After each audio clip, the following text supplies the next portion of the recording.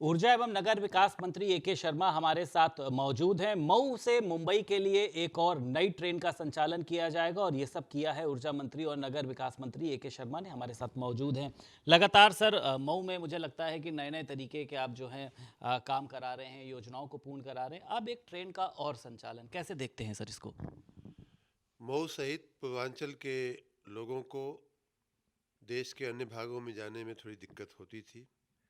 ये बात मेरे संज्ञान में पिछले कई महीनों से है और उसी कड़ी में हमने कुछ प्रयास भी किए, कुछ सफलता भी मिली। सबसे पहली जो ट्रेन हमने चलवाई थी वो मऊ से दिल्ली को जोड़ने के लिए। पूर्व रेल मंत्री जी ने हमारे उस निवेदन को स्वीकार किया था। उसी प्रकार कुछ और भी स्थानीय ट्रेनें भी चलवाई गई। लेकिन कल माननीय भारत के रेल मंत्री माननीय अश्विनी वैष्णव जी ने, जिनको मैंने पत्र लिख करके निवेदन किया था कि मऊ और इधर इस क्षेत्र से मऊ, आजमगढ़, जौनपुर के क्षेत्र से मुंबई जाने वाले लोगों को बड़ी तकलीफ़ होती है। गाड़ियों में जगह नहीं मिलती है, लोग किसी किसी तरह से लोग जाते हैं लटक करके।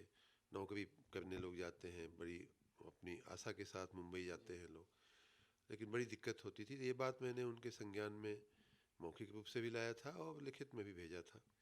तो मुझे धन्यवाद करना है उनका कि उन्होंने इसका संज्ञान लेते हुए मऊ से मुंबई की एक डायरेक्ट ट्रेन उन्होंने मंजूर किया है और उसकी स्वयं उन्होंने मुझे फ़ोन करके जानकारी दिया है। उसके लिए भी धन्यवाद करता हूँ। और उससे भी बड़ी बात कि उन्होंने स्वयं इस बात को भी स्वीकार किया कि 22 तारीख को आने वाले परसों जो है उस ट्रेन का उद्घाटन भी वो करेंगे। हम सब भी वहाँ मऊ में उपस्थित रहेंगे। मैं पूर्वांचल की जनता की ओर से, उत्तर प्रदेश की जनता की ओर से, ये ट्रेन जो है चूँकि मऊ होकर के मऊ से मोहम्मदाबाद, आजमगढ़, शाहगंज, जौनपुर और प्रयागराज, उत्तर प्रदेश के इतने सारे स्टेशनों, प्रमुख स्टेशनों का मैं नाम ले रहा हूँ, वहाँ से होते हुए मुंबई की तरफ जाएगी। तो मैं उत्तर प्रदेश की जनता की ओर से, खास करके पूर्वांचल, उसमें भी खास करके मऊ की जनता की ओर से माननीय रेल मंत्री जी का और माननीय प्रधानमंत्री जी का भी मैं धन्यवाद करता हूँ, जिनके जिनके आशीर्वाद से ये सब कुछ हो रहा है। मऊ की सर अगर बात करी जाए, चाहे वो सौंदर्यीकरण की हो, तमाम अन्य योजनाओं की, चार चांद लगाने की एक पूरी तैयारी है। अब जो एक सर बड़ी खबर आ रही है कि एक महादेव घाट के नाम से वहां पर एक पूरी, ये कहा जा सकता है कि छोटी सी नगरी विकसित करी जा रही है। लगभग 10 करोड़ की लागत होगी, जिसमें वहां पर पार्क भी होंगे, बोटिंग की सुविधा भी होगी और उसी के साथ साथ महादेव का एक भव्य मंदिर तो सर है ही वहां पे। इसको किस तरीके से आपने तैयार किया सर? मऊ ही नहीं बल्कि राज्य के सभी नगरों में मेरा ये आग्रह रहा है कि जो गंदे जगहें हैं, गंदे स्पॉट्स हैं, जहाँ परंपरागत रूप से कूड़ा कचरा वर्षों से पड़ा हुआ है, उन जगहों को साफ करके और जो जगहें अविकसित हैं, जीर्ण शीर्ण अवस्था में हैं, उनको ठीक किया जाए। बहुत सारी जगहों पे प्रयोग हुए हैं, बहुत सारी जगहों पे सफलता भी मिली है।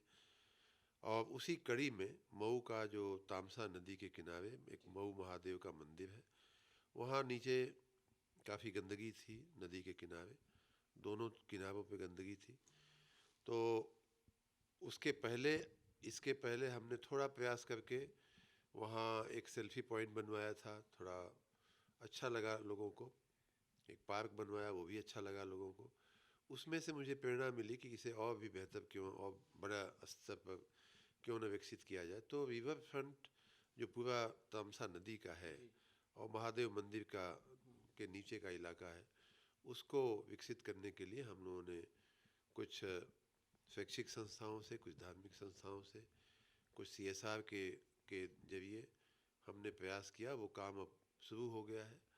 10 करोड़ से के आसपास की लागत एक तरफ आएगी, फिर दूसरी तरफ हम जाएंगे तो शायद उतनी ही लागत और भी आएगी।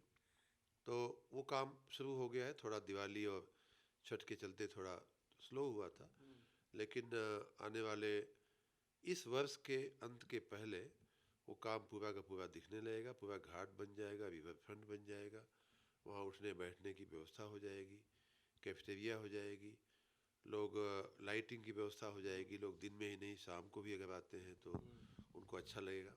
इस प्रकार मऊ में एक बहुत ही सुंदर रमणीय स्थल का निर्माण हम लोग करने की दिशा में आगे बढ़ रहे हैं।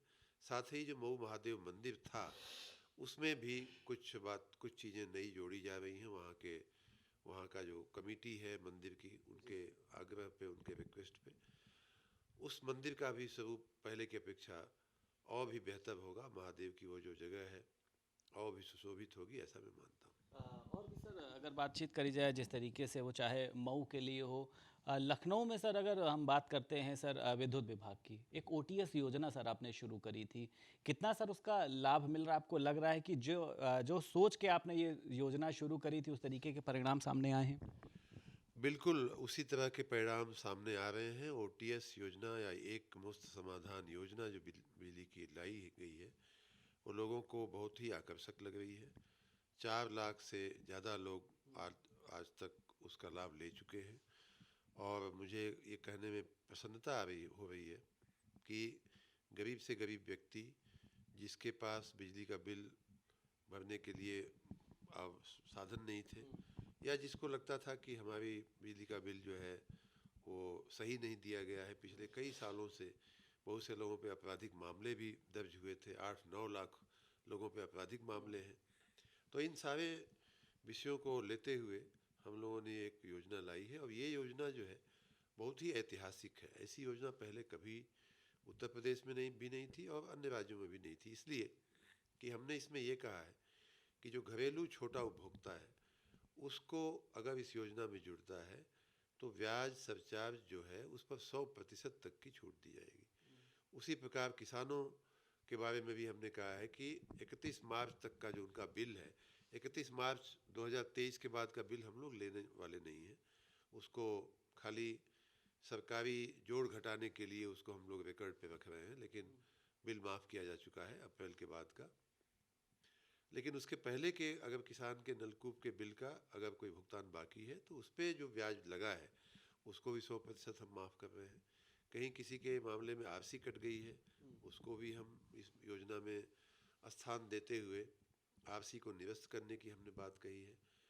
तीसरी बात कि जो आपराधिक मामले एफआईआर हुए हैं चोरी वगैरह के मामलों में, उनको भी अगर इस योजना में व्यक्ति जुड़ता है तो सारे एफआईआर आपराधिक मामले भी वापस लिए जाएंगे। तो इस तरह की बड़ी ही उदार, बड़ी ही आकर्षक ये योजना है। ऐसी योजना कभी आई नहीं थी। मैं सबसे अपील करूंगा, सभी उपभोक्ताओं से अपील करूंगा, आप लोगों से भी अपील करूंगा कि जनता तक ये बात पहुंचाएं कि इसका लाभ लें। और इसकी एक ख़ास बात ये भी है कि जो जल्दी आएगा उसको ज़्यादा लाभ मिलने की इसमें व्यवस्था की गई है। इस महीने के अंत तक जो लोग इस योजना में जुड़ेंगे उनको विशेष लाभ मिलेगा। उसके बाद के 15 दिन में थोड़ा कम लाभ हो जाता है, उसके बाद के 15 दिन में और भी कम लाभ हो जाता है। तो इस प्रकार जल्दी आएँ, ज़्यादा लाभ पाएँ की भावना के साथ ये योजना लाई गई है। मैं सबसे निवेदन करूँगा कि इसका लाभ अवश्य उठाएं। एक सवाल है सर, सीएम योगी ने जिस तरीके से सर जो हलाल प्रोडक्ट हैं उस पर बैन लगाया, सख्ती करी, सपा को सर इसको लेकर बड़ी दिक्कत हुई क्योंकि एक काला धंधा जिस तरीके से लगातार चल रहा था, लेकिन सपा कह रही है कि हिंदू मुस्लिम का काम करने का जो है वो बीजेपी कर रही है। सर कैसे देखते हैं सर इसको? देखिए, कोई भी सर्टिफिकेशन जो होता है उसके लिए देश के कानून में कोई न कोई व्यवस्था होती है, चाहे राज्य का कानून हो चाहे केंद्र का कानून हो। हम कोई भी मुहर मारते हैं, कोई भी सर्टिफिकेशन लगाते हैं तो उसके पीछे कोई किसी न किसी कानून की, किसी न किसी अधिनियम की बैकिंग होती है। अगर उस सर्टिफिकेट का कोई उल्लंघन करता है, अगर उस सर्टिफिकेट का कोई कोई कोई दुरुपयोग करता है तो उसी कानून के तहत उसको सज़ा देने का भी प्रावधान होता है। जो ये हलाल वाला मामला है वो इसकी कोई कानूनी इसका आधार नहीं है। ये एक समुदाय या कुछ व्यक्तियों के मन का ये फितूर है और उसको हलाल हलाल करके एक सर्टिफिकेशन की व्यवस्था कर दी गई है। अगर इसे कानूनी आधार नहीं है तो जैसा माननीय मुख्यमंत्री जी ने कहा है वो एकदम उचित है। अगर देश के, राज्य के विधायिका को अगर ये आवश्यक लगेगा तो कानून बनाएगी, कानून के तहत उसका सर्टिफिकेशन होना चाहिए, जो परिस्थिति वर्तमान में नहीं है। तो इसलिए ऐसे किसी सर्टिफिकेट का कोई औचित्य नहीं। बहुत शुक्रिया बात करने के लिए। हमारे साथ ऊर्जा एवं नगर विकास मंत्री AK शर्मा मौजूद थे। लखनऊ से वीडियो जर्नलिस्ट हरिओम के साथ संदीप खेर, भारत समाचार।